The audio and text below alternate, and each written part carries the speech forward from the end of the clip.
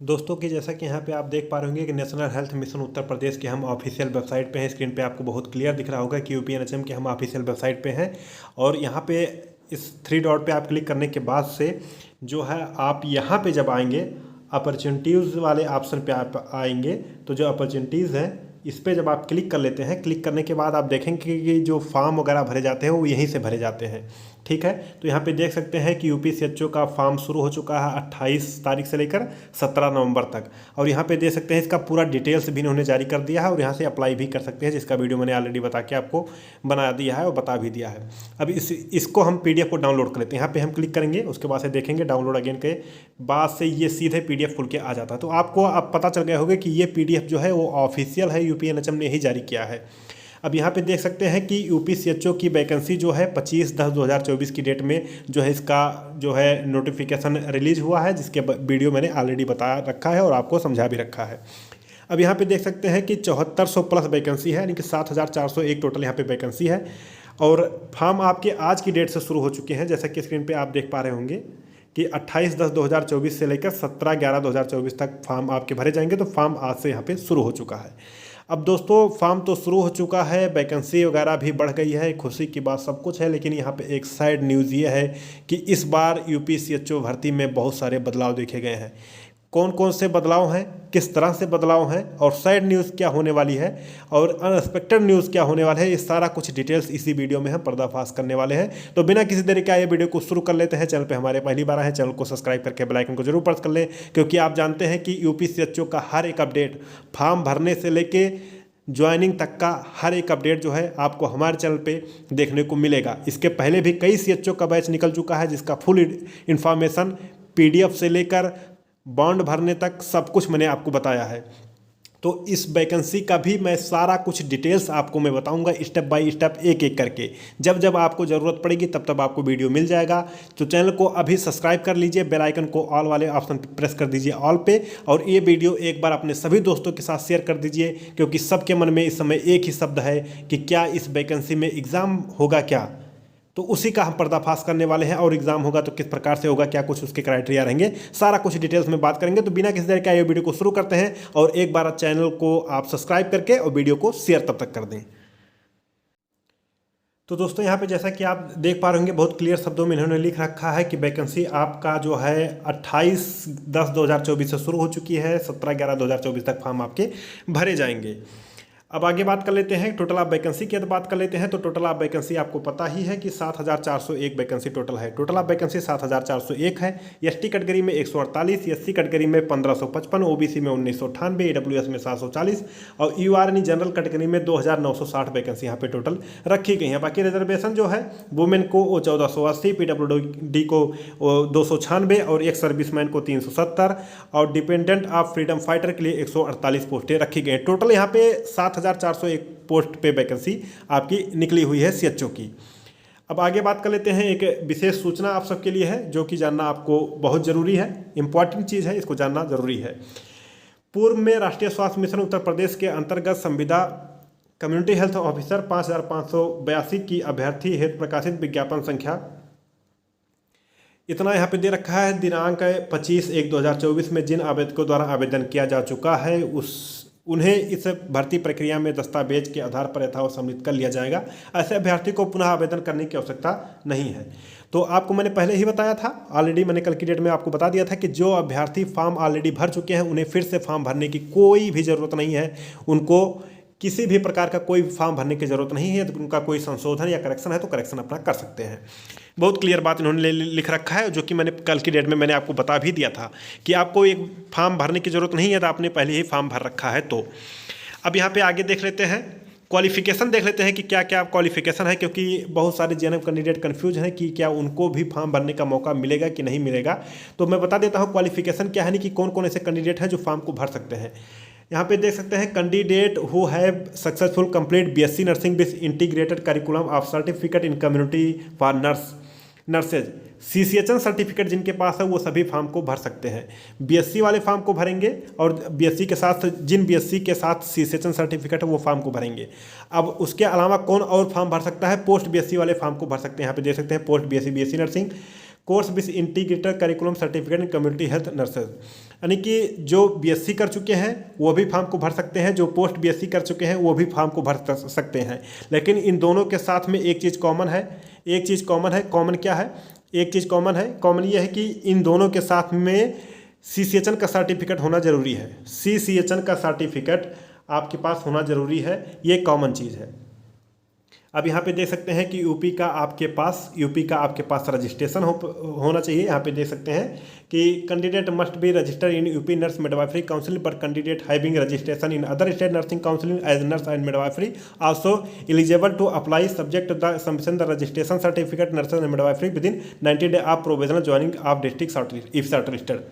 अब देख सकते हैं कि जो कैंडिडेट आउट ऑफ यूपी वाले हैं वो भी फॉर्म को भर सकते हैं, लेकिन 90 दिन के अंदर यानी कि 3 महीने के अंदर आपको जो है यूपी में आपका रजिस्ट्रेशन कन्वर्ट करवा लेना होगा जब आप शॉर्ट लिस्टेड हो जाएंगे तो। यानी कि यूपी वाले भी फॉर्म को भर सकते हैं और यूपी के अलावा जो अन्य राज्य वाले हैं वो भी इस फॉर्म को भर सकते हैं। बहुत क्लियर बात यहाँ पे इन्होंने लिख रखा है। उसके बाद से आगे देख लेते हैं यहाँ पे इन्होंने क्या इंपॉर्टेंट चीज़ दे रखी है उसके बारे में भी डिस्कशन करेंगे।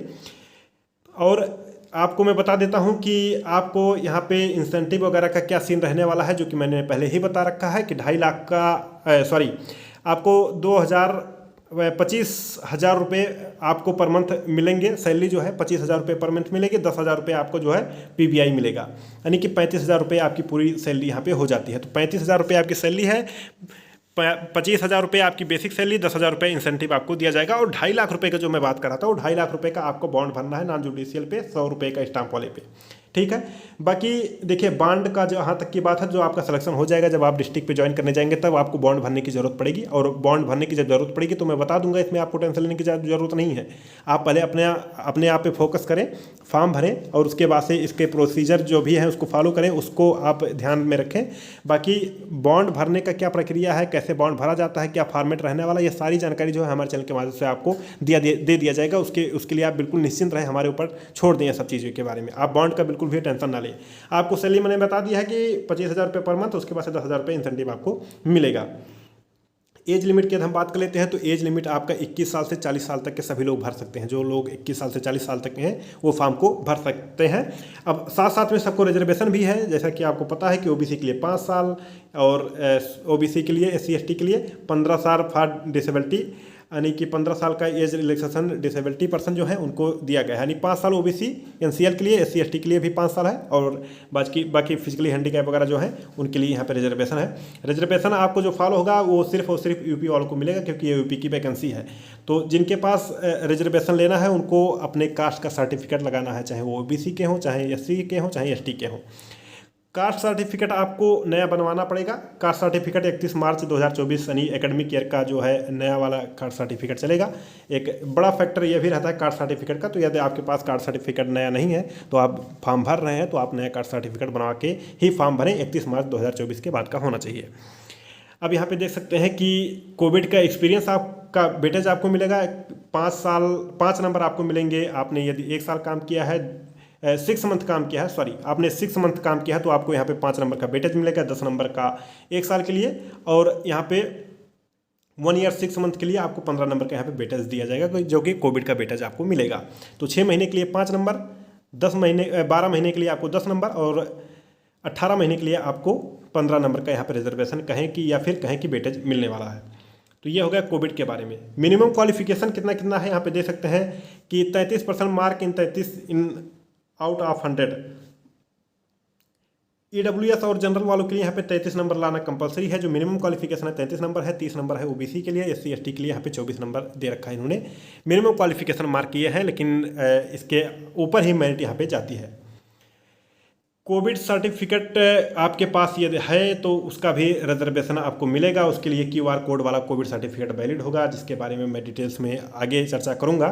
इस वीडियो के बाद से जो अगला वीडियो मेरा आएगा उसमें मैं बता दूंगा। यह ज़्यादा बहुत आप सबके लिए इंपॉर्टेंट नहीं है, लेकिन इंपॉर्टेंट उनके लिए है जो कोविड में काम कर चुके हैं, तो उसका मैं अलग से वीडियो बना दूंगा। लेकिन अभी जो आप सबके जानने वाली चीज़ें हैं उसके बारे में हम बात करते हैं। अब मेन चीज़ आगे है जिसपे आपको बहुत ही ज़्यादा फोकस कर लेना है।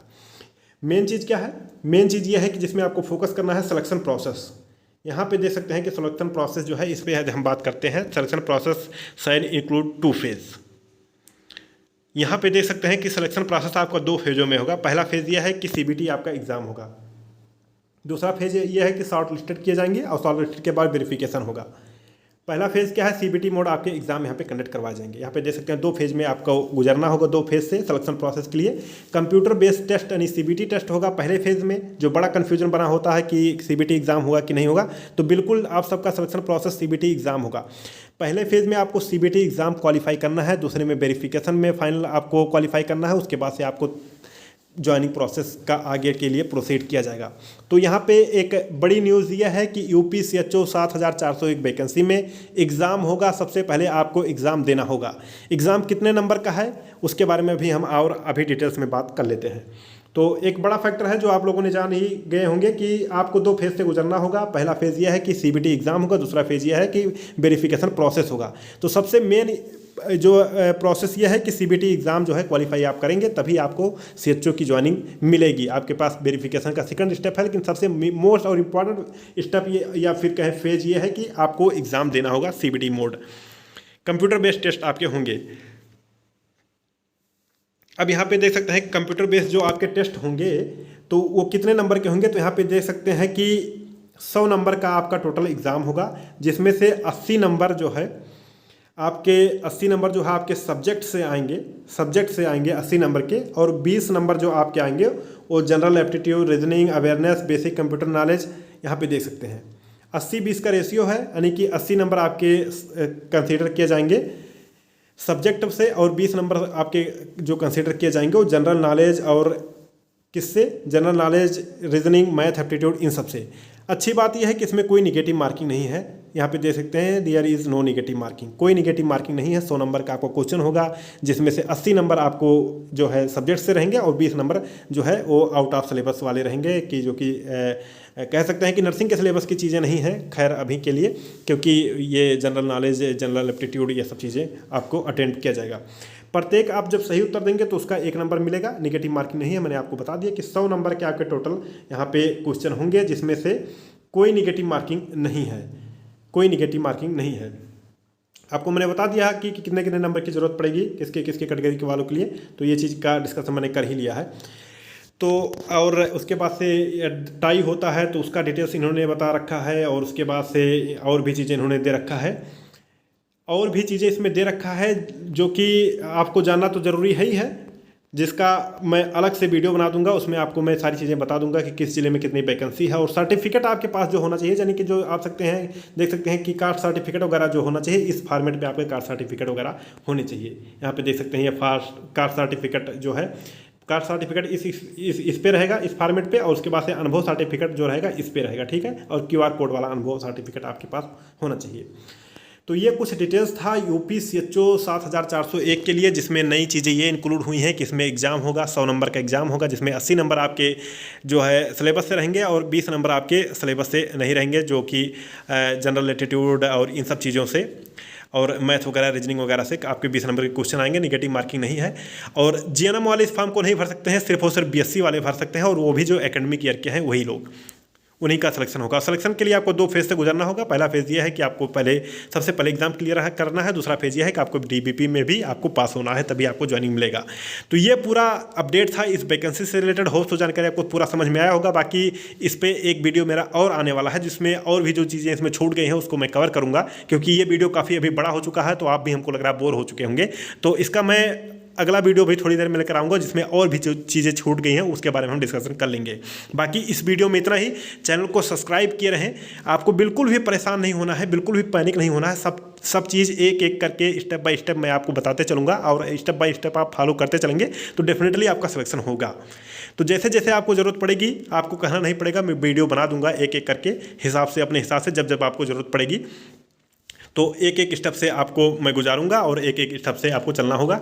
और बाकी आपको बिल्कुल भी परेशान नहीं होना है। बॉन्ड वगैरह कैसे क्या भरना है, इसकी सारी फॉर्मेट हमारे पास रखा हुआ है। आने वाले समय में मैं आपको दिखा भी दूंगा और बता भी दूंगा कि कैसे कैसे आपको क्या करना है।